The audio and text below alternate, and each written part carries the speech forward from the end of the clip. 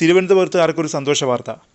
Thiruvananthapuram metro പദ്ധതി ഉടൻ യാഥാർത്ഥ്യമാകും. Thiruvananthapuram metro പദ്ധതിക്ക് ആദ്യം അനുമതി നേടാനുള്ള ശ്രമത്തിലാണ് സംസ്ഥാന സർക്കാർ.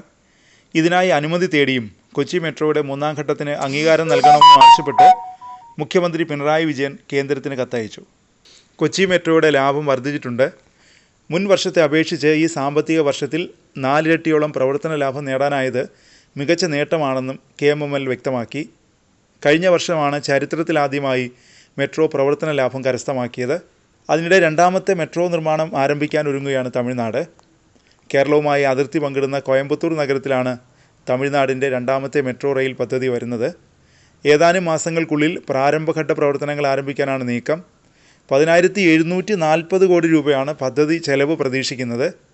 ചെന്നൈ മെട്രോ റെയിൽ ലിമിറ്റഡാണ് കോയമ്പത്തൂർ മെട്രോയുടെ നിർമ്മാണവും മേൽനോട്ട ചുമതലയും. 2 വർഷം കൊണ്ട് ഭൂമി ഏറ്റെടുത്ത് അടുത്ത 3 വർഷത്തിനുള്ളിൽ നിർമ്മാണം പൂർത്തിയാക്കാനാണ് ഉദ്ദേശിക്കുന്നത്. കോയമ്പത്തൂർ നഗരത്തിൻ്റെ 150 വർഷത്തെ ഭാവി കണക്കിലെടുത്ത് തയ്യാറാക്കുന്ന പദ്ധതിയാണ് മെട്രോ ട്രെയിൻ എന്നാണ് അധികൃതർ പറയുന്നത്.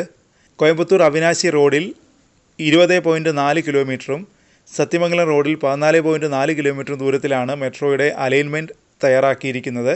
റെയിൽ പാതയ്ക്ക് വേണ്ടി 10 ഹെക്ടറും അനുബന്ധ നിർമ്മാണത്തിന് 16 ഹെക്ടറും ഭൂമി ആവശ്യമായി വരും. പദ്ധതി ചെലവിൻ്റെ 15% വീതം തുക കേന്ദ്ര സംസ്ഥാന സർക്കാരുകൾ നൽകാനാണ് ധാരണയായിട്ടുള്ളത്. ബാക്കി തുക വായ്പയിലൂടെ കണ്ടെത്തും.